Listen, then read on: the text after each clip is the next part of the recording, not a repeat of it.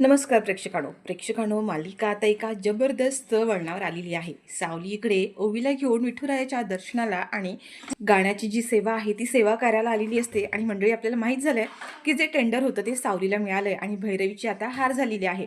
आणि ज्या क्षणी आता भैरवीला कळतं की हे टेंडर दुसरं तिसरं कोणाला नाही तर सावलीलाच मिळालंय आणि सावलीने पंढरपूरला पोहोचू नये म्हणून आता ह्या भैरवीने तिच्या वाटेमध्ये बरेचसे काटे निर्माण केलेले असतात. त्या दोघींना मारण्याचा सुद्धा प्रयत्न केलेला असतो. पण या सगळ्यामध्ये सारंग आता 2 हात पुढे करून सावलीला आणि ओवीला सुखरूप पंढरपूरला घेऊन आलेला आहे. पण मंडळी, त्यानंतर जो काही धमाका झालाय ते म्हणजे ओवीने ज्या पद्धतीने गाणं गायलंय आणि त्या सगळ्यांचं मन जिंकून घेतलंय. त्यामुळे फक्त पंढरपुरातच नव्हे तर पूर्ण जगभरामध्ये ओवीच्या गाण्याचा आवाज जगाच्या कानाकोपऱ्यात पोहोचलेला आहे. आणि ही ओवी आहे ती एका दिवसामध्येच सुपरस्टार झालेली आहे. आणि या तिलोत्तमाचा आशीर्वाद खोटा ठरवत सावलीने पुन्हा एकदा तिलोत्तमावर मात केली आहे. तर मंडळी, आजचा भाग खूप इंटरेस्टिंग आहे, त्यामुळे थोडाही स्किप न करता शेवटपर्यंत नक्की पहा. आणि चॅनलवर नवीन असाल, चॅनलला अजूनही सबस्क्राईब केलं नसेल तर चॅनल आता सबस्क्राईब करून घ्या. आणि हो, सोबत व्हिडिओला लाईक करायला सुद्धा विसरू नका. तर मंडळी, आता इकडे असं दाखवलंय, अमृता जी आहे ना ती गणपती बाप्पाजवळ प्रार्थना करत असते आणि म्हणत असते की बाप्पा, आजचं जे टेंडर आहे ना ते काही करून सावलीला मिळू दे. माझ्या ओवीची खूप मनापासून इच्छा आहे की पंढरपूरच्या वारीमध्ये तिला गाणं गायचं आहे आणि तिचं हे स्वप्न पूर्ण होऊ दे. आणि देवा, हे तूच करू शकतोस. आता हिने देवाजवळ हात जोडलेत आणि देवाला म्हणत असते की देवा, तुला माहिती आहे की माझ्या आयुष्यामध्ये काय झालं ते, आणि माझी आता इच्छा सुद्धा काय आहे ही सुद्धा तुला माहिती आहे. मला खरंच मनापासून वाटतं की सावली आणि सारंग पुन्हा एकत्र यावेत. खरं तर सावली आणि सारंग हे दोघं जण माझ्यामुळे वेगळे झालेत. आज ती जी काही त्यांच्यावर वेळ आली ना ती माझ्यामुळे आली. 8 वर्षापूर्वी मी जर सावलीजवळ हट्ट केला नसता आणि मी जर तिकडे गेले नसते हट्टाने, तर आज ती वेळ आलीच नसती. माझ्या आयुष्यात पण असं काही घडलं नसतं आणि सारंग सावलीसुद्धा एकमेकांपासून वेगळे झाले नसते. आणि गणपती बाप्पा त्या दोघांना एकत्र आणण्याचा दुवा म्हणजे ओवी आहे. ओवीच त्या दोघांना एकत्र आणू शकते आणि म्हणूनच मला असं वाटतं की हा गाण्याचा चान्स ओवीला मिळायला हवा. गणपती बाप्पा काही कर, पण त्या दोघांना, सारंग सावलीला पुन्हा एकत्र आण आणि त्या दोघांचा संसार पुन्हा व्यवस्थित आणि छान होऊ दे. तरच इतक्या वर्षांचं माझ्या मनावर असलेलं ओझं हलकं होणार आहे. तर मंडळी, आता इकडे दाखवलंय की भैरवी वाट बघत असते की कधी कधी फोन येणार आहे, की कॉन्ट्रॅक्ट कोणाला मिळालं कोणाला नाही. 3 वाजून गेलेले असतात पण अजून काही फोन आलेला नाही आहे. ती म्हणते की मी काय म्हणाले होते की हे कॉन्ट्रॅक्ट काही झालं तरी त्या सावलीला मिळायला नको. अजूनही 3 वाजलेत आणि फोन आला नाही आहे, म्हणजे ती कॉन्ट्रॅक्ट सावलीला मिळालं का? आणि ती त्याच्यावरती खूप चिडलेली असते आणि म्हणते की मी तुला पैसे दिलेत ते याच्यासाठी नाही दिलेत, काही झालं तरी ते कॉन्ट्रॅक्ट मला हवं म्हणजे हवं. तेवढा तो माणूस म्हणतो की मॅडम थांबा, मी कॉल करून बघतो की नक्की काय प्रॉब्लेम झालाय ते. आणि त्याने आता तिकडे फोन केलेला असतो आणि त्यानंतर त्यांचं काही बोलणं होतं आणि भैरवी म्हणते की बोल लवकर, काय झालं, काय म्हणाले ते. तेवढा तो माणूस म्हणतो की माझं तिथे बोलणं झालंय आणि काहीतरी टेक्निकल इश्यू असल्यामुळे त्यांना थोडासा लेट झालाय. पण हो, एक गोष्ट नक्की आहे की हे कॉन्ट्रॅक्ट सावली मॅडमला नक्कीच मिळालेलं नाही आहे. आणि हा अजून पुढे काहीतरी बोलणार असतो. तेवढ्या ती भैरवीने आता फक्त एवढंच ऐकलंय की हे कॉन्ट्रॅक्ट सावलीला मिळालेलं नाही आहे. आणि तिचं असं खात्री पडते की खरोखरच हे कॉन्ट्रॅक्ट सावलीला मिळालंच नाही आहे. आणि लगेच ती त्या उत्साहाच्या भरामध्ये इकडे तिलोत्तमाला फोन करते आणि तिलोत्तला म्हणते की तुला दिलेला शब्द मी पाळलाय आणि तुला जे सांगितलं होतं ते मी करून दाखवलंय. हे कॉन्ट्रॅक्ट सायलीला मिळालेलं नाहीये. सायली या कॉन्ट्रॅक्टमधून बाद झाली आणि हे टेंडर तिला मिळालंच नाहीये. आता हे ऐकून तिलोत्तमाला खूप आनंद होतो, कारण काही झालं तरी तिला सायलीला जिंकू द्यायचं नसतं. आता भैरवी म्हणत असते की तिलोत्तमा, तुला दिलेला शब्द मी पाळलाय, त्याच्यामुळे मी तुला जी ऑफर दिली तिचा विचार करू शकतेस. त्यावर आता तिलोत्तमा म्हणते की तू हे शब्द पाळायला असलास तरी सुद्धा याचा अर्थ असा होत नाही की तुझी मैत्री मी स्वीकारेन. त्यावर मंडळी, आता ही भैरवी म्हणते की ठीक आहे, आजची ही पहिली वेळ आहे.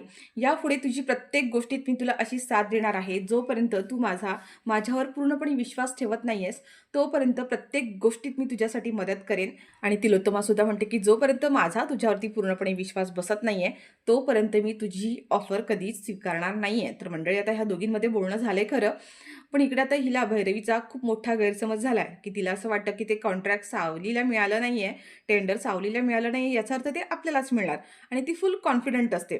तर मंडळी, आता इकडे असं दाखवलंय, अबीर, ओवी, सारंग आणि जगन्नाथजी सगळेच जण बसले आहेत आणि आता ते सुद्धा कॉलची वाट बघत असतात. 3 वाजून गेलेत तरी सुद्धा कॉल आला नाहीये आणि त्याच्यामुळे आता ह्या लोकांनी समज करून घेतलाय की ते कॉन्ट्रॅक्ट नक्कीच भैरवीला किंवा दुसऱ्या कोणाला तरी मिळालंय, ते काही आपल्याला मिळालेलं नाहीये. सावली आणि सगळेजण आता नाराज आहेत. तेवढ्यात ओवी म्हणते की टीचर तू एवढी का नाराज आहेस? जगन्नाथजी काय म्हणाले की विठुराया जे काही करतो ना ते चांगल्यासाठीच करतो. आपल्याला हे टेंडर मिळालं नाही कारण त्याच्या मनात आपल्याबद्दल काहीतरी वेगळं असेल म्हणून आपल्याला हे टेंडर मिळालं नसेल. तू इतकी नाराज नको ना होऊस. सावली म्हणते पण ओवी बाळा तू ह्या सगळ्यासाठी किती प्रयत्न केले होतेस, किती मेहनत घेतली होतीस. तुझं ते स्वप्न होतं. खूप मोठा चान्स होता हा आणि तो चान्स आपल्या हातून निघून गेलाय. त्यामुळे त्याचं वाईट वाटणारच ना. पण आता मंडळी इकडे ओवी अगदी लहान असली तरी सावलीला खूप छान असं समजावत असते. अबीरला सुद्धा वाईट वाटत असतं. अबीर म्हणतो की पण ही चान्स खूप मोठा होता ओवीसाठी. ओवीला जर ह्या गाण्याचा चान्स मिळाला असता तर किती बरं झालं असतं. ओवीने किती मनापासून प्रयत्न केले होते. ह्या विठुरायाने असं का केलं? आणि अबीर लगेच विठुरायाला म्हणतो की विठुराया हे तू काही बरोबर केलं नाही आहेस हा. आणि हा त्याच्यावरती रागवलेला असतो. सावली म्हणते की अबीर असं नाही बोलायचं. तेवढ्यात आता सारंग म्हणतो की बरं ठीक आहे जाऊ दे, जे झालं ते झालं. आपण आहे ना एक काम करूया, ओवीसाठी आपण एकादशीच्या दिवशी गाण्याची आणखीन वेगळी तयारी करूया, त्यात काय एवढं. आणि आता सारंग निघालेला असतो आणि तेवढ्यात आता पुन्हा फोनची रिंग वाजते. सावली बघते आणि म्हणते की हा पण अननोन नंबरच आहे आणि मला माहिती आहे आता 3 वाजून गेले त्याच्यामुळे हा फोन नसणार आहे. काही होणार नाहीये. उगाचच मूड ऑफ होऊन जाईल. जगन्नाथजी म्हणतात अगं एकदा उचलून तरी बघ. सावली म्हणते की नाही आता माझी हिंमतच होत नाहीये आणि माझा मूड पण गेलाय. जगन्नाथ म्हणतात की बरं ठीक आहे राहू दे. मी फोन उचलतो. आणि आता जगन्नाथनी तो फोन उचललाय. ते घेतात बरं आणि म्हणतात की हॅलो कोण बोलताय? आणि मंडळी त्याच्यावरून आता समोरून जो माणूस आहे म्हणजे ज्या माणसाने भैरवीला सांगितलेलं असतं की ते कॉन्ट्रॅक्ट सावलीला मिळालेलं नाहीये आणि त्याच माणसाने आता इकडे फोन केलाय. आणि तो जगन्नाथला म्हणतो की पंढरपूरचं जे गाण्याची कॉन्सर्ट आहे त्याचं कॉन्ट्रॅक्ट, त्याचं टेंडर सावली मॅडम यांना मिळालेलं आहे. आणि हे ऐकून जगन्नाथला प्रचंड आनंद झालाय. पण तो आहे ना चेहऱ्यावर काहीच दाखवत नाहीये. आणि तो त्यांना म्हणतो की "बरं, बरं, हो का? चालेल, चालेल. काही हरकत नाहीये." आणि आता त्या माणसाने सांगितलंय आणि जगन्नाथजी आहे ना, आता कोणाला काही सांगतच नाहीयेत. सगळेजण जगन्नाथच्या चेहऱ्याकडे बघत बसलेले असतात आणि जगन्नाथ पण आता ह्या सगळ्यांची गंमत करत असतो. सावली म्हणते की "कोणाचा फोन होता? काय होतं?" जगन्नाथ म्हणतात की "नाही, नाही, असंच नॉर्मल फोन होता."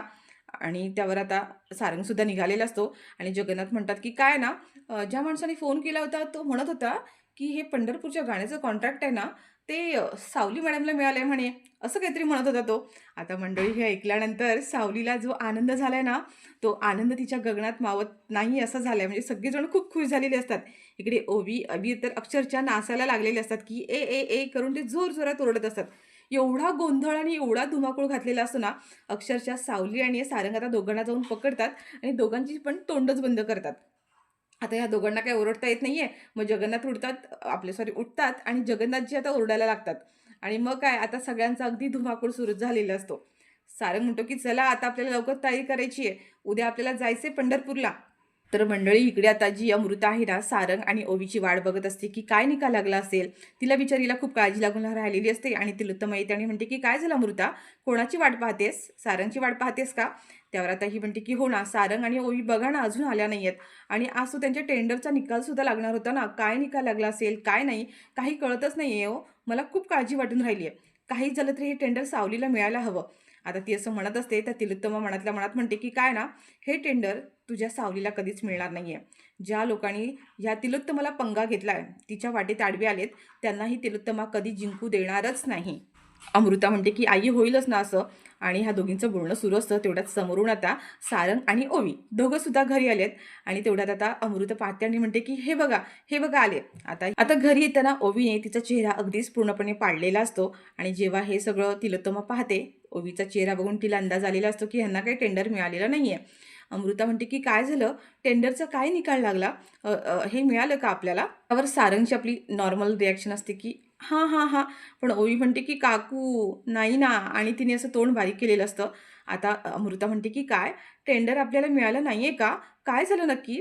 त्यावर आता ओवी पुन्हा ड्रामा करते, नाटक करते आणि म्हणते, की "काकू, आपल्याला ते टेंडर नाही मिळालं. त्याच्यामुळे मला तो गाण्याचा चान्स नाही मिळणार आहे." त्यावर अमृता म्हणते, की "ओवी बाळा पण." आता अमृता म्हणते, की "ओवी बाळा ठीक आहे, काही हरकत नाहीये." आणि सारंगला म्हणते, की "सारंग खरंच अरे, नाही मिळाले का आपल्याला टेंडर?" आणि ही ओवी आहे ना गाळात हळूच इकडे हसत असते. तर इकडे तिलोत्तमा मनातल्या मनात म्हणते, की "मला माहीतच होतं, की हे टेंडर त्या सावलीला मिळणार नाहीये. माझ्या वाटेला जाणार तर तिच्यासोबत असंच घडणार आहे. आणि आता तर वाट बघ, यापुढे प्रत्येक वेळेला मी तुझ्या कायम वाटेमध्ये आडवी असणार आहे." अमृता म्हणते, "अरे सारंग बोल ना काहीतरी." सारंग पण म्हणतो, की "नाही, नाही मिळालं टेंडर. आता तो सुद्धा ओवी म्हणते म्हणून तो पण नाही म्हणतो आणि ओवी इकडे आहे ना हळूच गाळामध्ये ना खुदखुदू हसत असते आणि अमृताचं लक्ष जाताना म्हणते की काकूची मस्करी करते ना तू, मला माहिती आहे हे टेंडर आपल्यालाच मिळालं ते. आणि ती ओवीला कॉंग्रॅच्युलेशन्स करते आणि तिला जवळ घेऊन घट्ट मिठी मारते आणि मला म्हणते, माझी गंमत करते का काकूची, टेंडर आपल्यालाच मिळालं की नाही. त्यावर ओवी म्हणते की हो, टेंडर आपल्यालाच मिळालंय आणि मी उद्या पंढरपूरला जाणार आहे. आणि सारंग म्हणतो की हो, आपल्याला मिळालं टेंडर. तेव्हा मात्र आता अमृताला आनंद झालाय. पण इकडे तिलोत्तमाचा चेहरा मात्र एकदम पांढरा फट्ट झालाय. मी तिला खूप मोठा शॉक बसलाय बरं का. ती म्हणते की म्हणजे म्हणजे ह्या भैरवीने मला फसवलं, मला खोटं सांगितलं. आणि मंडळी आता ह्या दोघी सुद्धा आत निघून जातात आणि तिलोत्तमा इकडे रागारागाने सुद्धा ती पण आतमध्ये निघून जाते. तर मंडळी आता इकडे असं दाखवलं की सायली जी आहे ना गाण्याचा रियाज करत असते आणि त्याच वेळेला तिथे आता अबीर येतो. अबीर म्हणतो की आई, उद्याची तयारी चालली आहे का, रियाज करतेस का. त्यावर सावली म्हणते की हो. पण अबीर बाळा इकडे ये. आता सावलीला टेन्शन आलेलं असतं की ती चालली आहे पंढरपूरला ओवीला घेऊन, पण अबीरची एक्झाम आहे आणि तो तिच्यासोबत येणार नाही आहे. अबीर म्हणतो आई काय झालं, कसला विचार करते का. सावली म्हणते की नाही, पण अबीर मला सांग, जेव्हा आपल्याला टेंडर मिळालं नव्हतं, फोन आला, तेव्हा तुला खूप वाईट वाटलं होतं ना. तुला खूप ओवीबद्दल वाईट वाटत होतं ना, तिला गाण्याचा चान्स मिळणार नाही आहे म्हणून. त्यावर अबीर म्हणतो की नाही गं आई, तसं काही नाही आहे. म्हणजे हो, मला ओवीसाठी वाईट वाटतच होतं, पण एवढं पण काही नाही आहे. सावली म्हणते चल आगाऊ कुठला, ज्या वेळेला फोन आला नव्हता ना, तेव्हा तुझा चेहरा कसा पडलेला होता तो मी बघितला होता. मी तुझी आई आहे आणि मला खूप चांगलं माहिती आहे. तुला खूप वाईट वाटत होतं ना फोन आला नव्हता म्हणून. अबीर म्हणतो की हो आई, माझी खूप इच्छा होती गं की हा चान्स ओवीलाच मिळायला हवा होता. ओवीने किती मेहनत घेतली होती. त्याच्यामुळे किती वेळ जर आपण वाट बघितली, फोन नाही आला, म्हणून मला खरंच खूप वाईट वाटत होतं. ओवी आता इकडे सावली म्हणते की अबीर पण ऐक ना, उद्या तुझी एक्झाम आहे आणि मी तुला सोडून जाणार आहे. आपण एक काम करूया का, आपण तुझ्या टीचरला फोन करूया आणि सांगूया की तुझी एक्झाम ना आपण नंतर घेऊ. अबीर म्हणतो की आई कसं शक्य आहे, माझी स्कॉलरशिपची एक्झाम आहे ना गं. मग मी स्कॉलरशिपची एक्झाम सोडून कशी जाणार, ती काही परत परत होते का. आणि माझ्यासोबत सुपर हिरो आहे ना, मग तू कशाला काळजी करतेस. त्यावर आता सावली म्हणते की ठीक आहे, एक्झाम झाली, परीक्षा संपली की मग कुठे जायचं नाही आहे. अबीर म्हणतो की एक्झाम परीक्षा संपल्यानंतर कुठे जायचं, कुठे फिरायला जायचं, काय करायचं, हे सगळं प्लॅनिंग ना आमचं आधीच ठरलेलं आहे. तू नको काळजी करूस. तर मंडळी आता इकडे असं दाखवलंय की भैरवी आहे, तिला कळतं की हे टेंडर आहे ते सावलीला मिळालंय आणि ज्या क्षणी तिला कळतं ना, तिच्या पायाखालची जमीन सरकली, एवढी हायपर झालेली असते. त्या माणसाची कॉलर धरते आणि म्हणते की हे होऊच कसं दिलंस तू? मी तुला एवढे पैसे दिले होते ते कशासाठी दिले होते? आणि तू मला काय मगाशी म्हणाला होतास की हे टेंडर सावलीला मिळणार नाहीये. मग हे टेंडर सावलीला मिळालंच कसं? त्यावर तो म्हणतो की अहो मी तुला मगाशी म्हणत होतो ना की हे टेंडर सावलीला मिळालं नाहीये. पण तुम्ही पुढचं माझं काही ऐकूनच घेतलं नाहीये. कारण फायनल रिझल्ट यायचा बाकी होता. त्याला काही वेळ लागणार होता. पण माझं बोलणं सुरू व्हायच्या आधीच तुम्ही त्या तिलोत्तमा मॅडमला फोन केलात आणि सगळं काही सांगून मोकळे झालात. तुम्ही किमान माझं ऐकून तरी घ्यायचं होतं ना. आणि ह्या सगळ्या गोष्टी माझ्या हातात नाही आहेत हो. मी माझ्या परीने सगळे प्रयत्न केले. पण तरीसुद्धा त्यांना तो चान्स मिळाला. भैरवी म्हणते, "का? का सावलीलाच तो चान्स का मिळाला?" तेव्हा तो म्हणतो, की "त्यांनी मानधन काहीच घेतलं नाहीये. त्यांनी विठ्ठलाची सेवा म्हणून हा चान्स घेतला होता." तर भैरवी म्हणते, "मी सुद्धा काहीच मानधन मागितलं नव्हतं." त्यावर आता हा माणूस म्हणतो, की "काय ना, बॅकग्राऊंड, सावली मॅडमचा बॅकग्राऊंड, कारण त्यांनी आत्तापर्यंत विठ्ठलाची भरपूर सेवा केली आहे. त्या विठ्ठलाच्या मोठ्या भक्त आहेत आणि तुम्ही मागच्या काही वर्षामध्ये तुम्ही काय केलं होतं, ते सगळ्या लोकांना माहीत झालंय, की तुम्ही त्यावेळेला काय-काय केलं होतं, कसा त्यांना त्रास दिला होतात आणि मागच्या एका स्पर्धेमध्ये सावली मॅडमनी तुम्हाला हरवलं सुद्धा होतं आणि सावली मॅडम आता परत आल्या आहेत, त्या जिवंत आहेत, हे सगळ्यांना माहीत झालंय आणि म्हणूनच हा चान्स त्यांना मिळाला." तर मंडळी इकडे आता सारंग ओवीची बॅग भरत असतो, कारण आता ते दोघं सुद्धा म्हणजे दुसऱ्या दिवशी पंढरपूरला निघणार असतात. तर बॅग भरताना सारंगचा चेहरा मात्र पूर्णपणे पडलेला असतो. ओवी म्हणते, की "बाबा, तुझा चेहरा का असा झालाय? एवढा नाराज का झालायस? मी उद्या तुला सोडून जाणार आहे तिकडे म्हणून नाराज झालायस का?" आता सारंग म्हणतो, की "ओवी बाळा, मला तुझ्याशिवाय राहायची अजिबात सवय नाही आहे. माझ्यापासून पहिल्यांदा तू एवढ्या लांब जाणार आहेस. मग मला तुझ्या बाबाला कसं करमेल सांग बरं." आणि तो म्हणतो, की "जाऊ दे, चला आपण चला पटापट तयारी करूया." आणि तसं पण हे बघ, मी सगळे कपडे याच्यामध्ये भरले आहेत. तिकडे गेल्यानंतर सावली टीचरवर जास्त हट्टपणा करायचा नाही. इथे सगळे हट्ट तुझे बाबा पुरवतो म्हणून तेवढेच हट्ट दुसऱ्यांसोबत करायचे नाहीत. सावली टीचर जे सांगेल तिचं सगळं ऐकायचं. सावली टीचरला सोडून कुठेही जायचं नाही. आता बरेच इन्स्ट्रक्शन तो तिला देत असतो आणि म्हणतो, की "हे बघ, याच्यामध्ये खाऊसुद्धा ठेवला आहे. जेव्हा जेव्हा भूक लागेल तेव्हा सायली टीचरला सांगून याच्यातून खाऊ घ्यायचा आणि खाऊ खायचा." आता ओवी म्हणते, की "बाबा हो ठीक आहे, किती काळजी करतोस? अरे सावली टीचर आहे ना माझ्यासोबत, मग एवढी काळजी का आहे तुला?" सारंग म्हणतो, "ओवी बाळा, बाबा आहे ना मी तुझा, त्यामुळं तू किती हट्टी आहेस, काय करणार हे मला सगळं माहिती आहे आणि तिकडे जाऊन ओवी टीचरला त्रास देणार ना हे सुद्धा मला माहिती आहे." आता मंडळी आता ही जी ओवी आहे ना त्याला घट्ट मिठी मारते आणि म्हणते, "बाबा आम्ही सुद्धा तुला ना खूप मिस करणार आहे रे." सारंग म्हणतो, "मी सुद्धा तुला खूप खूप मिस करणार आहे." ओवी म्हणते, "बाबा तू एक काम कर ना, तू सुद्धा आमच्यासोबत चल ना." तेव्हा आता सारंग म्हणतो, की "बाळा मला सुद्धा तुझ्यासोबत यायला आवडलं असतं. तुझ्या बाबाला तुझ्याशिवाय करमतं का? पण बाबाचं आता इकडे काम आहे आणि सोबत अबीरची सुद्धा परीक्षा आहे की नाही, मग त्याच्यासोबत कोण राहणार आहे?" त्यावर आता ओवी म्हणते, की "बरं ठीक आहे." आणि ती त्याला आता घट्ट मिठी मारते. तेवढ्यात आता इथे अमृता येते आणि म्हणते, की "ओवी बाळा इथे ये जरा 2 मिनिटं." आणि तिने आता ओवीची चाक काढण्यासाठी आणलेली असते. तिची नजर काढत असते आणि आता ती तिची आल्या-गेल्याची, येणाऱ्या-जाणाऱ्यांची अशी सगळ्यांचं म्हणत ओवीची नजर काढून टाकून देते. तर मंडळी आता इकडे तेवढं दाखवलं, की सावली ही शांतपणे बसलेली असते आणि जगन्नाथ तिथे येतात आणि म्हणतात, की "काय झालं सावली बाळा? एवढा का विचार करतेस?" सावली म्हणते, की "अबीरला सोडून चालली आहे इथे. मला त्याची काळजी वाटते, की तो नीट राहील ना?" त्यावर आता इथे जगन्नाथजी म्हणतात, की "सावली बाळा, तू एवढी का काळजी करतेस? आम्हाला अबीरची काळजी नाही आहे का? म्हणजे तुझा आता तुझ्या बाबांवर पण विश्वास नाही आहे." सावली म्हणते, की "तसं नाही आहे. पण हे बघा, मी तुम्हाला एक गोष्ट सांगते, की काहीही झालं तरी अबीरला मेंढळ्यांच्या घरामध्ये अजिबात पाठवायचं नाही. मला तसा शब्द द्या तुम्ही." त्यावर आता जगन्नाथनी असा सुद्धा सावलीला शब्द दिलाय, की त्याला मेंढळ्यांच्या घरी पाठवू देणार नाहीये. माझं पूर्णपणे लक्ष अबीरवर असणार आहे. तू अजिबात काळजी करायचं काही कारण नाहीये. तर मंडळी आता इकडे तिलोत्तमाने भैरवीला फोन केला. म्हणजे ज्या क्षणी तिलोत्तमाला कळतं, की ते कॉन्ट्रॅक्ट आता सावलीला मिळालंय, त्यामुळे तिला मोठा धक्का बसलाय आणि ती सावली तिलोत्तमाला म्हणत असते, तिलोत्तमा भैरवीला म्हणते, की "एवढ्या मोठमोठ्या बाता मारत होतीस, की हे कॉन्ट्रॅक्ट तिला मिळणार नाहीये, मिळणार नाहीये आणि काय झालं? साधं एवढंसं काम तुला करता आलं नाहीये का?" त्यावर भैरवी म्हणते, की "कॉन्ट्रॅक्ट मिळालं म्हणून काय झालं? सावली ज्या मार्गाने जाणार आहे, त्या मार्गाला बरेचसे वळण आहेत आणि त्या प्रत्येक वळणावर ही भैरवी वझे हजर असणार आहे. सावली तिथे तेव्हाच पोचेल, जेव्हा ही भैरवी वझे तिला तिथे पोचू देईल." त्यावर तिलोत्तमा म्हणते, की "म्हणजे नक्की काय करणार आहेस तू?"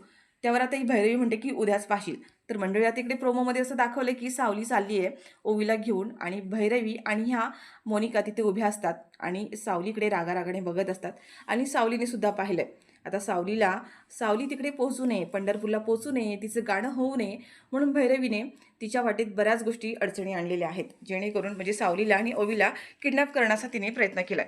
पण मंडळी या सगळ्यामध्ये आता सारंग सावलीला आणि ओवीला दोघींना सुद्धा सुखरूप पंढरपूरला पोहोचवतो असं दाखवलंय. तर उद्याचा भाग खूप इंटरेस्टिंग असणार आहे.